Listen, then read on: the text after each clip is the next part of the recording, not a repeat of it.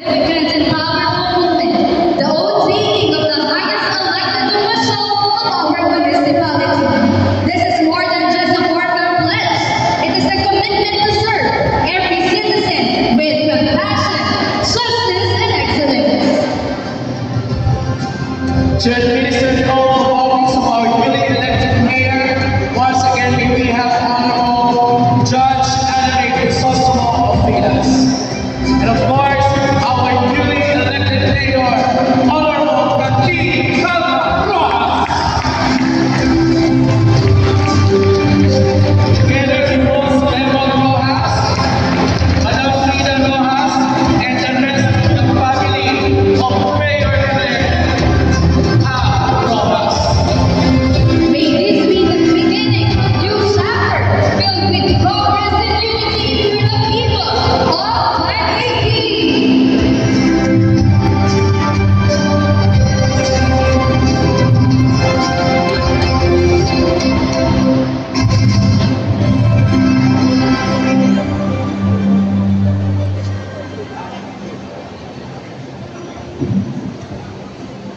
As po ang panamay, distribute after me.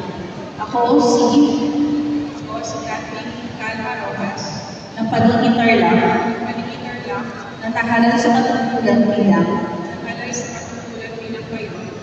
ng bayan ng Pag-iinterlock ay taimtim na natutuparin ko ng buong-husay katapatan. Sa abot ng aking kakayahan. Ang mga tungkulin na iaaral ng batas. Sa aking kasalukuyang katungkulan. Na aking itataguyod. At ipagtatanggol. Ang saligang batas ng Pilipinas.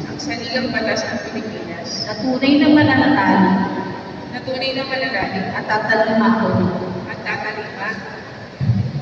at susundin ko ang mga batas at mga kausang legal na ipinaiiran ng mga sadyang itinakdang may kapangyarihan ng Republika ng Pilipinas. Itinakdang may kapangyarihan ng Republika ng Pilipinas. At kusa kong babalikan ang pananagutan ito ng walang anumang pasukali o hangaring umiwas. Kasihan nawa ako ng Diyos. Congratulations, Mayor.